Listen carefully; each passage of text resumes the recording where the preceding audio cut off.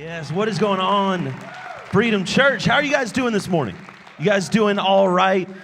My name is Carson at Gramling. I am the youth pastor all the way at a church called Potential Church in Miami, Florida. So I'm super excited to be here. I've actually got my wife, my beautiful, incredible, sexy wife right over here, Jessica, who I am super honored to have here with me today. Man, I'm excited to be here hanging out with you guys. I do want to say thank you to Pastor Terrell and Shanda. We've actually known them for almost as long as I've been alive. For a long, long time, my family has been super close with their family. And let me just say, because you guys kind of see, him on stage and whatnot, and we've gotten the privilege of getting to really know him, his wife, and his family. And as a lead pastor, which I'm not, I'd say that like I am. I'm not. I'm a youth pastor, but my dad's a lead pastor. And so kind of seeing through their eyes, there's a lot of loneliness that comes with leading a church. There's a lot of times where it feels like no one's with you. You've got no support. The enemy really attacks you and tells you that you're alone, that there's no one who has your back, and it can get really challenging. And in those times where my parents felt that way and were struggling and it was a challenge, Pastor Terrell and his wife Shanda were there every single time to love on my parents, to care for my parents, to support them, to lift their arms in this fight that can be so difficult. And so if you're sitting there and you're like, man, are they really about that? I know they talk about all this Christian stuff up here on stage, but are they really like that? Off the stage, outside of this place? I can tell you they are. They're really like that. They are some of the most incredible people I've had the privilege to know throughout my lifetime. So man, you guys are incredibly lucky, incredibly blessed to have them as you guys as lead pastors. And you guys have an amazing building. It is absolutely beautiful. Jess and I were just walking around, and y'all's connection center, the kids area looks like Disney World, and we live right by Disney World, all right? Y'all's kids area is better. It is absolutely amazing. And we're super excited to be here. And one of the differences that we noticed as we were flying, we didn't even land yet, as we were flying in, is that we have a different type of water than you guys do, okay? We have what's called ocean. Okay, so we've got these big bodies of water with waves and salt and stuff like that. You guys have snow, okay? And we weren't prepared for this type of water. I've been to Tennessee before. This is not my first time, okay?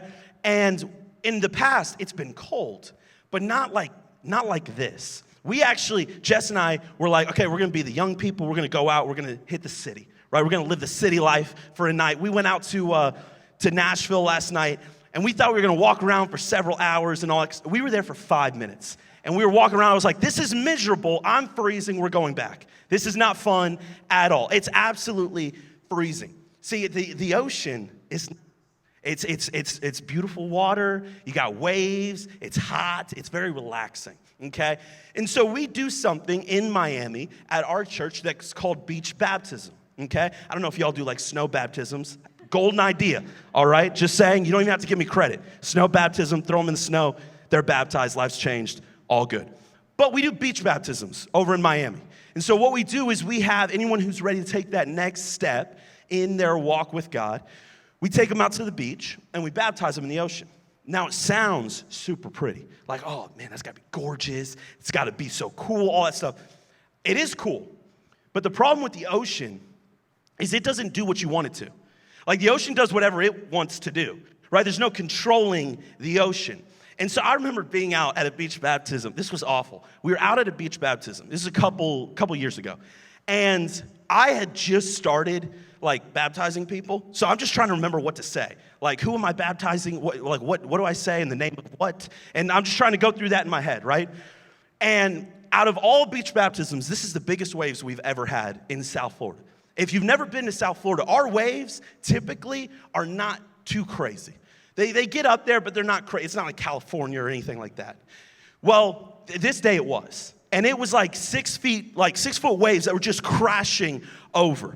And I remember we have this lady, God bless her heart. She was a wonderful lady, but she couldn't swim very well, right? And so I'm already she's nearly drowning, just walking out to us. And so I'm like, okay, instantly I knew this was gonna be bad. This was not gonna go well. And as we're getting ready to baptize her, we're saying, in the name of the Father, the Son, boom, a huge wave just comes from behind us, knocks everyone down, right? And I pop up out of the water. It felt like a minute later. Like it took forever. And this lady is floating face down in the water. And I was like, this lady died. We just killed this lady. And I'm thinking instantly, right? I should have been concerned for her. But I'm thinking, no, it's all good. We baptized her. She's going to heaven. That's fine. However, your boy's about to lose his job. And so I'm getting nervous. I'm like, what am I going to do? This is awful. I've got to flee the country, change my name. And so I'm getting all nervous, right? And as I'm trying to swim over to everyone who just got washed ashore, another wave comes right behind, my head slams into the ground, in the sand and the rocks. And I'm just like, what is going on? And because I was such a good pastor and I was concerned for everyone's safety, when I came up to the water, I didn't take a breath, right? I was stressed. It was a stressful situation. So I came up, saw them, started swimming towards them, and then now I'm at the bottom of the water and I can't breathe. Have you ever felt that? Like when you're in like a pool or whatever it may be.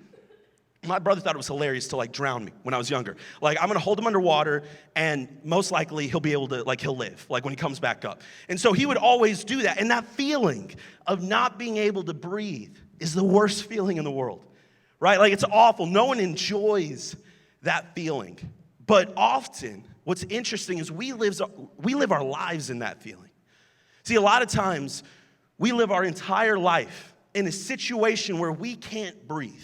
We're so deep underwater. We're so deep in all the garbage, the nonsense that we get involved in, that we can't breathe, that we can't see the surface above us, that we just have that feeling of lacking oxygen, that, man, I feel like I'm trapped in this situation.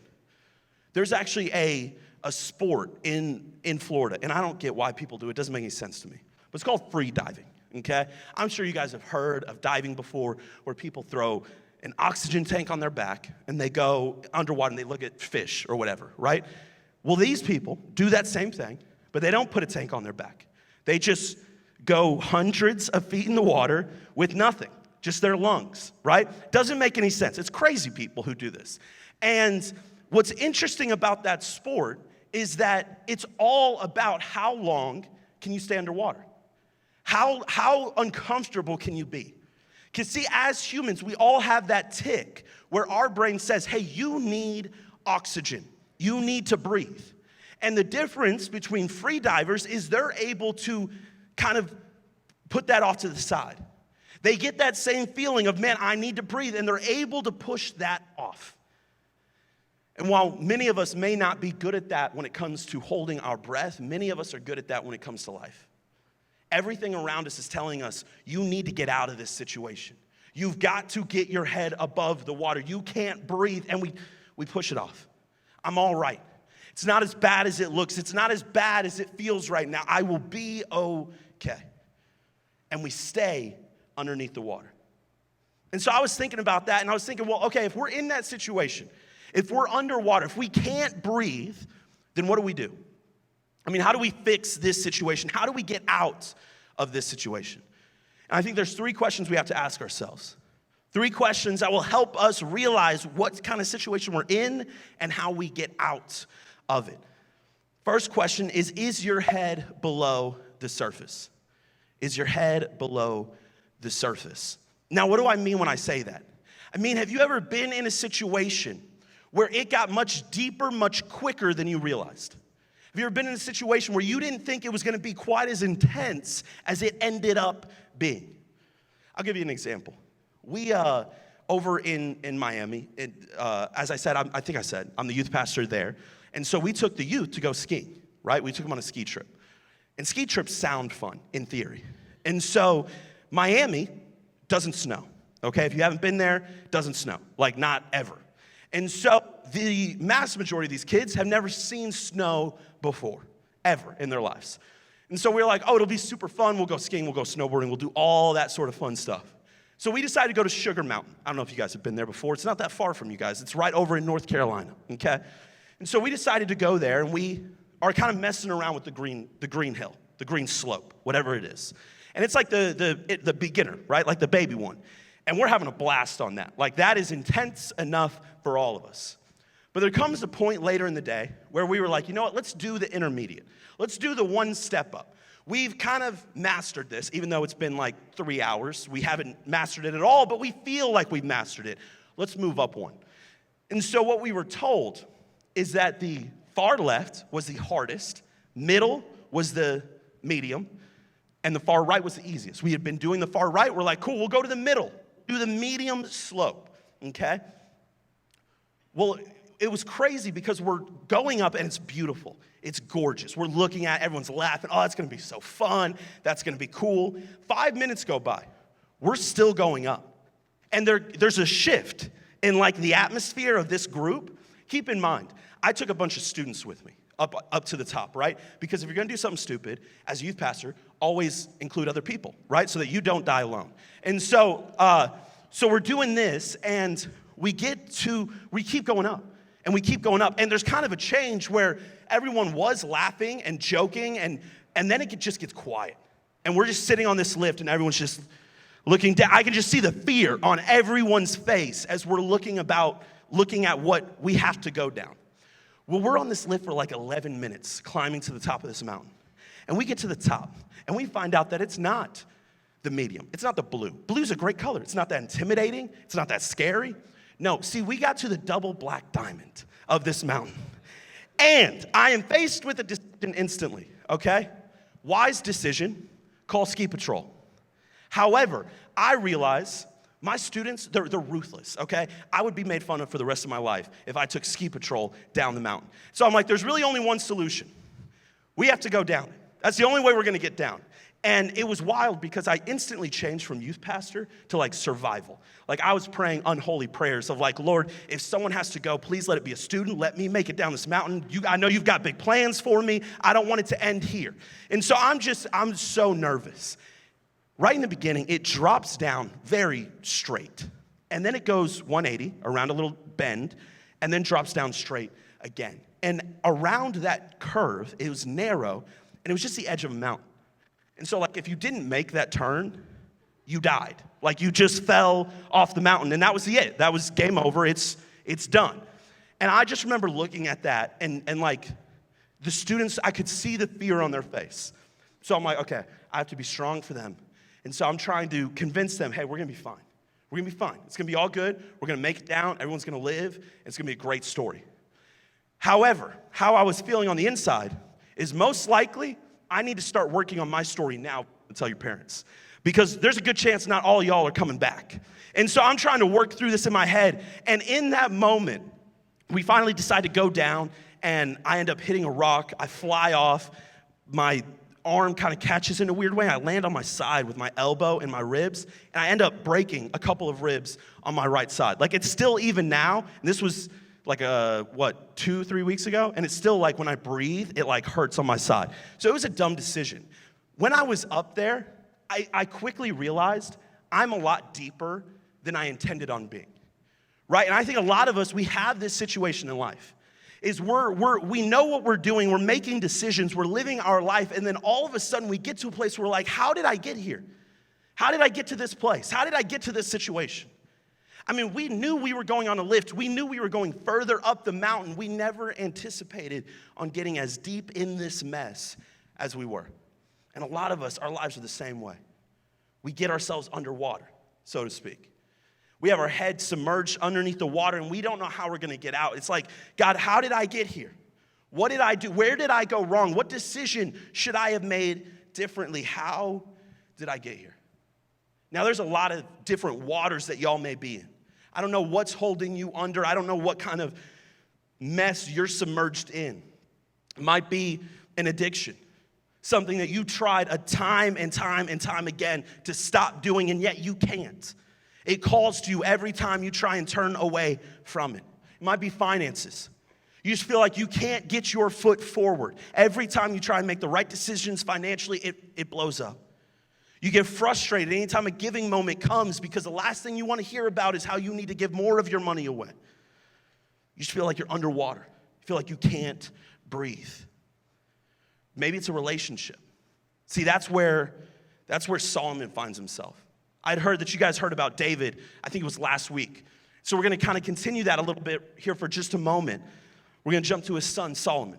In 1 Kings chapter 11, starting in verse 1, it says, "Now King Solomon loved many foreign women. Besides Pharaoh's daughter, he married women from Moab, Ammon, Edom, Sidon, and from among the Hittites. The Lord had clearly instructed the people of Israel, you must not marry them because they will turn your hearts towards their gods. Yet Solomon insisted on loving them anyway." See, what you have to understand about Solomon is he was the guy who seemed like everything was going his way. He was the guy, he was good looking, he had more wisdom than anyone, he had all the money. Everything looked like it was going the right way for Solomon. He looked like the guy who had everything figured out. And yet he was completely submerged in his evil desires, completely underwater, can't breathe. And here's what's interesting, is he makes the same excuse that a lot of us make. You don't understand, I love her, I love him, I love it, whatever it may be. See, oftentimes we think that because we love something, it justifies whatever we're going to do. Right? I mean, I can't tell you how many couples I've talked to where they're unequally yoked. And by that, what I mean is that one is a Christ follower, one isn't. And they think that because they love each other, and they'll tell me, Pastor Carson, you don't get it. I love them. And they think that because of that love, it's going to make everything work out. Because they love each other, real love, not questioning the love, but they think because they love each other, everything's going to work out. Somehow they're going to end up in a good place. That's what Solomon thought. He thought, no, God, you don't understand. I really do love these women. I mean, it says, right? It says he loved them. It's not him talking about himself. He loved them. And yet they drug him to the same place that sin always does. He finds himself completely underwater. In verse 3, it says, he had 700 wives of royal birth and 300 concubines. In fact, they did turn his heart away from the Lord. Solomon's old age, they turned his heart to worship other gods instead of being completely faithful to the Lord his God, as his father David had been. Solomon worshiped all of these different gods. And in verse 6, it says, in this way, Solomon did what was evil in the Lord's sight. He refused to follow the Lord completely, as his father David had done. He's underwater. See, what's interesting about this verse is it says he didn't follow God as his father David had.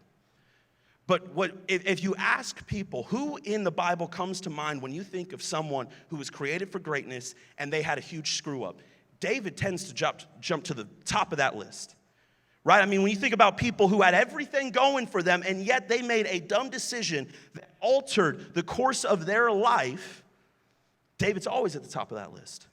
And yet in this verse, it's saying, man, Solomon, if you had only ran after God like your father did, if you could have only been more like David and had a heart for me. See, I think the difference between David and Solomon is not that they were underwater, it's that David admitted he was underwater. See, David was able to go to God and say, God, I'm underwater. I can't breathe. I put myself here. I've made bad decisions. I've screwed up. I've messed up. I'm not perfect. And now I'm underwater. I can't breathe. And God, I try to do everything I can to get myself out. Man, I took people out. I tried to move things around. I tried to make it all work. And yet I'm even deeper. I can't breathe. God, I need you to rescue me. See, Solomon couldn't do that. Solomon could never admit that he was underwater. And I think that is the challenge for those of us, especially who have been in church for the longest. Because see, there's something that happens in our heart when we've been in church for a long time where we start to feel like it's too messy to be underwater. I can't admit that I'm drowning here. I can't admit that I can't breathe. I can't admit that I'm so far deep underwater that I'm not sure I'm going to be able to make it out. And we convince ourselves and we try and convince all the people around us that we're just fine, that we're okay, we're fine, we're going to be all right. And in the same time, we're drowning. See, that's what happened to Solomon. He tried to convince everyone that he was okay. He tried to convince God that he was okay. You ever done that? You ever try to convince God that you're not drowning as much as he says you are? That you're going to be just fine, that you're going to be able to make it out, your head will get above the surface? See, a lot of us push it off. That's the next question. First thing we got to do is we got to ask ourselves, God, or we got to ask ourselves, am I underwater? Second thing we got to ask ourselves is how long can we hold our breath? You know, when it comes to free divers, like I was talking about earlier, majority of them pass away. If they pass away while diving, majority of them, it's for the same reason. It's because they went so deep that they didn't have enough oxygen to come back up. They went so deep into the water that when it came time for them to ascend back up, they didn't have enough oxygen. They didn't have enough oxygen to make it back to the top, and I think a lot of us do the same. See, I think a lot of us, what we do is in our life, we assume that we'll have time at some point to fix it all. That, man, at some point I'm going to fix this. I know it's not great that I'm doing this, I'm watching this, I'm drinking this, whatever it may be, but at some point I'm going to have enough time to fix it. At some point I'm going to turn it around. See, a lot of times we're diving deeper underwater, but we think the surface of the water is in the same place. We're going deeper and deeper and deeper, but we think as soon as I turn around, that the surface of the water is going to be right above me. And all of a sudden, we find ourselves 100 feet deep into our mess, and we know we can't make it to the top. See, here's the scary thing about being a Christ follower, is that God consistently, Jesus, when he was here on earth, consistently makes it very clear that we don't have all the time in the world, that our time here on earth is limited. And there's a verse that, honestly, it keeps me up at night. I mean, it truly scares me. And it's in John chapter 9, verse 4. It says, we must work the works of him who sent me while it is day. Night is coming when no one can work. See, that's the realization there that, hey, there is going to come a point where there's nothing else you can do. Right, there's going to come a point where you're so deep underwater and you turn around and you realize you're 100 feet from the surface, but you don't have enough oxygen to make it back up. You don't have enough, there's not enough in you to be able to make it back to the top. There's a verse in I want to say it's 1 Corinthians chapter 16. I might be wrong, but I believe it's there. And Paul says something, man, it's so powerful. And he's talking about a group of people who have turned their hearts from God for a consistent amount of time. And when he talks about him, he says that God gave them over to their own evil desires. And see, here's what scares me about that, is that can happen to us. Is that we can turn our hearts so far from God, and every time he's calling us back up to the surface, we dive deeper and deeper and deeper to the point where we no longer hear his voice anymore. I mean, you can get to the point where you can go to that party, that club, you can have that drink, you can do whatever you want and feel nothing. We've gotten so deep underwater, we can't hear his voice anymore. We don't have unlimited time. There's only so much time. And man, I would hate to get to the end of my life, or any of you to get to the end of yours. And we're standing before God. And he's asking us, how did you allow yourself to get so deep? And man, we can be really sorry. God, you don't understand. I wish I would have done it different. I thought I would have more time. I thought I would have more energy, more oxygen to make it back up. But it's too late. So what do? If we can admit that our head is below the surface, if we know that we don't have much oxygen left, we know we don't have enough oxygen to make it back up to the top, what do? The last question we have to ask ourselves is, whose hand are you going to grab? See, growing up in church, I'd always heard that God is the only one who can pull you out of your situation. He's the only one. And while I understand that, and I agree with what they're trying to say, I tend to disagree a little bit. See, I think there's a lot of things that can make a promise to pull you out of your circumstance. And for a while, it may. Right? I mean, alcohol can make the promise that, hey, I can pull you out of this situation. You're going to feel a lot better. You're going to be a lot happier. People are going to like you more and all of that. And it can feel like your head's starting to break the surface. It can feel like, man, I'm finally starting to gain some ground on this. I'm finally getting back to the top. I mean, a job that pays more money can promise that. It can promise, hey, I can bring you out of this mess. All those problems, all that uncomfortableness that you are sitting in, I can bring you out of that. You know what can promise it often? A relationship. Hey, if I can just find that person, that right that right one, man, I can be out of all this. I don't have to feel lonely anymore. I don't have to feel like I'm separated from everyone else. There's a lot of hands that stretch out, promising to pull us above water. I would say that God is the only one who can keep us out of the water. See, there's a lot of people who can promise that they can pull you out. Get out of this. We have screwed. He says, God, to save me. It didn't matter. And what they tell you, we will grab. Chapter 12, torn from my side, most all the more glad. Maybe you got humble enough. I think we get mixed up. You don't understand. See, when you can admit that you're weak, that is when I best operate. Because in that, you realize that I am the only one who can save you. He says, stop flapping in the water. Stop trying to pull me down to get yourself up. Let me rescue you. You guys can go ahead and bow your heads. That you've been under. You may even be you're under. In your lifetime, you've grounded yourself deep underwater. What's been admitting to him, God, I don't understand. That we know it right now. Far beneath this. Continue to do like you always have. We praise you. It's in your name we pray. Amen. Amen. Thank you guys so much for having me today. It has been a great time. Hey everyone, thanks for joining us today online. We join us in the auditorium, but in the description there's a link. If you're already on you may have about with what he has in the time of technology, doesn't mean you can't do it the old-fashioned way. There is an address at the bottom of the screen that you can send it to, and it'll show up safe as well, or just drop it by the office anytime, Monday through Thursday between 8 and 5, and we will receive it. Other than that, you have a great day.